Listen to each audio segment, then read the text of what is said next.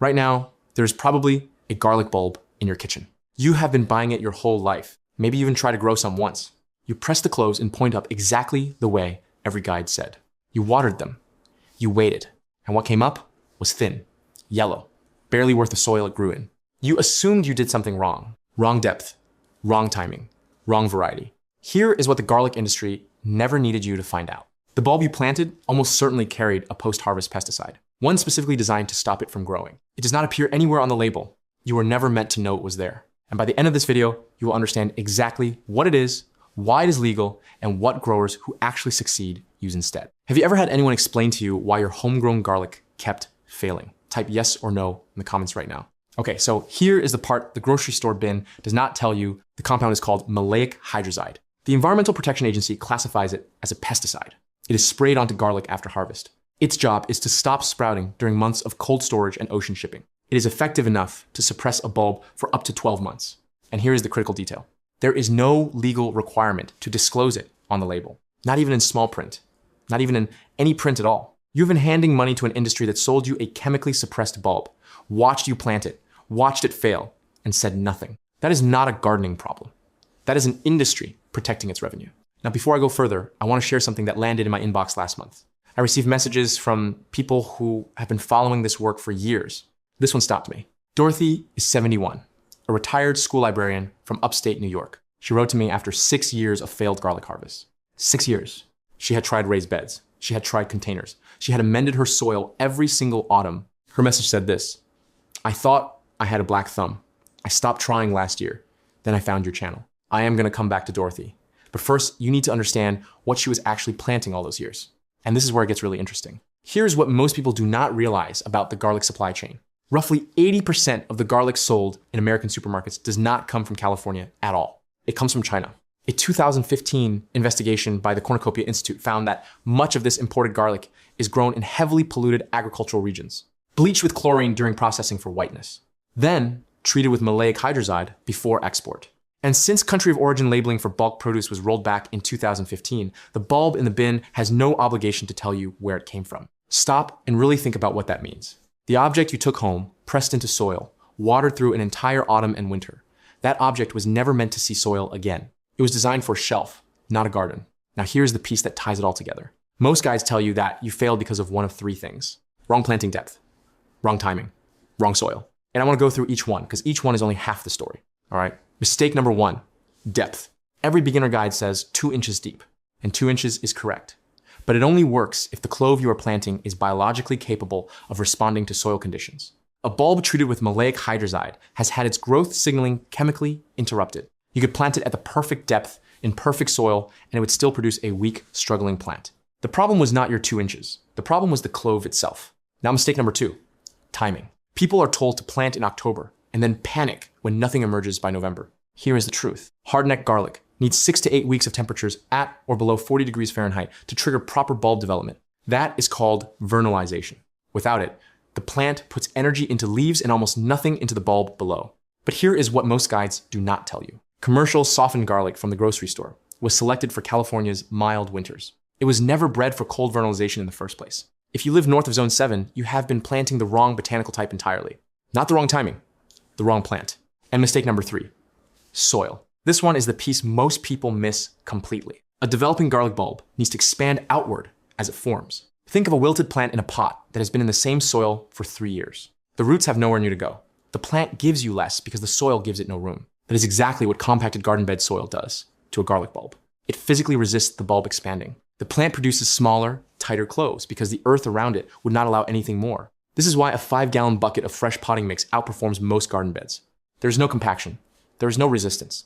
The bulb expands to exactly the size the plant is capable of producing. Cornell University Extension confirmed it. Garlic performs reliably in containers with a minimum depth of 12 inches.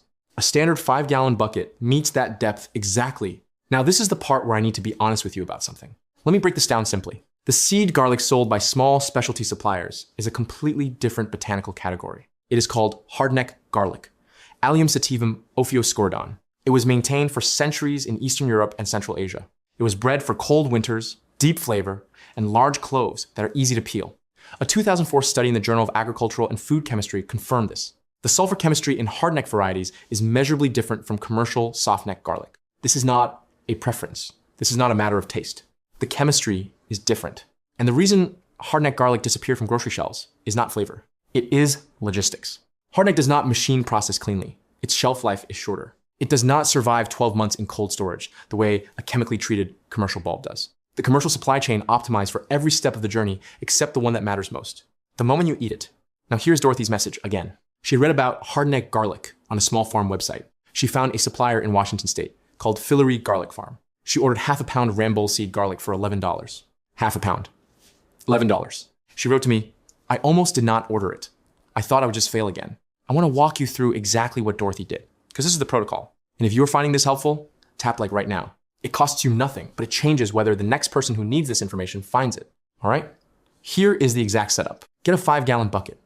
Drill 6 to 8 drainage holes in the bottom. Garlic sitting in standing water will rot faster than almost any other plant. Fill the bucket with a mix of quality potting soil and coarse horticultural grit or perlite. The ratio is roughly 70% soil to 30% grit. You want something that drains quickly, but holds just enough moisture. Not wet, moist. Order seed garlic from a reputable small supplier. Rambolli types are the most forgiving for first-time growers. Fillory Garlic Farm in Washington State, Keen Organics in New Jersey, Southern Exposure Seed Exchange in Virginia. Half a pound gives you enough cloves for 2 to 3 buckets. That is $11 to $14 one time. If you save your largest bulbs at harvest, your seed cost drops to 0 from year 2 onward. Break the bulb gently. Select your largest cloves. Clove size at planting predicts bulb size at harvest. Plant each clove point up, 2 inches deep, 6 inches apart. 4 to 6 cloves per bucket is the right density. Now here is the piece most guides overcomplicate. Put the bucket outside. That is it. In growing zones 3 through 8, winter temperatures naturally provide the 6 to 8 weeks of cold that hardneck garlic needs. You do not manage the vernalization. Winter manages it. If temperatures drop below 0 for more than a few days, wrap the bucket in burlap. The roots are more cold sensitive than the shoots. Otherwise, leave it, check it, do nothing to it. Now, I need to be clear about something important. This protocol involves a living plant, not a supplement. There are no drug interactions to worry about. But if you have very limited mobility and need to lift or move containers, start with a single bucket. 5 gallons of moist soil weighs roughly 40 pounds. Lift it into position before you fill it. Walk with me through this for just a moment. Because week 1 surprises most people. Week 1 and 2, nothing visible above soil. This is correct. The root system is establishing underground before any shoot appears. Do not disturb the soil looking for progress. Trust the timeline. Week 3 to 4, a green tip will appear, sometimes 2 or 3. Water only when the top inch of soil is dry to the touch. Week 6 onward, steady green growth. The plant is building itself. Early summer, a curling central stem called a scape will appear. Cut it when it has made 1 full curl. That curl redirects energy from the flower straight down into the developing bulb. The scapes are edible. Sauté them in butter with a little salt. They are one of the genuinely underrated things you can grow at home. When the lower third of the leaves have yellowed, typically mid-July in most northern zones, stop watering. Wait 1 week. Then, tip the bucket and pull. Most people quit before they see this moment. Here's what they miss. Dorothy harvested 4 bulbs in her first season. She sent me a photograph. Each bulb was larger than anything she'd bought at a grocery store. Tan to brown papery skin.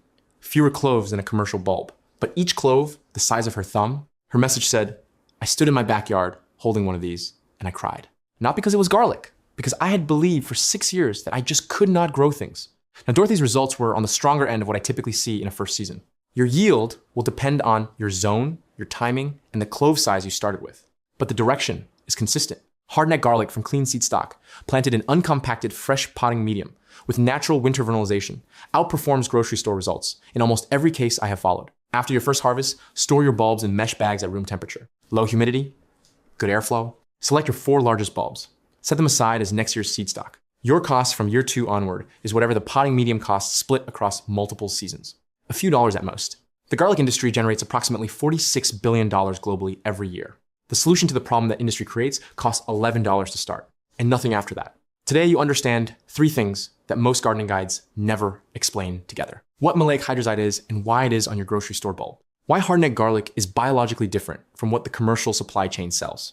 And the exact container protocol that removes every variable that made you fail before. Type the first thing you're gonna do after this video in the comments. Order seed garlic. Set up a bucket. Search for a supplier. Whatever it is, write it down. It makes the action real. And share this with one person you know who gave up on growing their own food. Because now you can tell them exactly why it did not work before. and exactly what to do instead.